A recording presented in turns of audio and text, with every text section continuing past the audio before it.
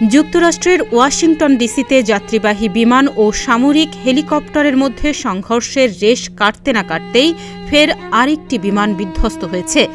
স্থানীয় সময় শুক্রবার সন্ধ্যা 6:30টার দিকে পেনসিলভানিয়ার উত্তর পূর্ব ফিলাডেলফিয়ায় রুজভেল্ট বুলেভার্ড এবং কটম্যান এভিনিউয়ের কাছে একটি ছোট বিমান বিধ্বস্ত হয়েছে। আন্তর্জাতিক গণমাধ্যম রয়টার্স জানিয়েছে, দুর্ঘটনার পর কেউ বেঁচে আছেন বলে নিশ্চিত করেনি কর্তৃপক্ষ। ফিলাডেলফিয়ার রুজভেল্ট মল এলাকায় নিয়ন্ত্রণ হারিয়ে বিমানটি ভূপাতিত হওয়ার পর আগুন ধরে যায়। এদিকে মাত্র 2 দিনের ব্যবধানে যুক্তরাষ্ট্রে আবারও বিমান দুর্ঘটনায় দুঃখ প্রকাশ করেছেন বিশ্লেষকরা।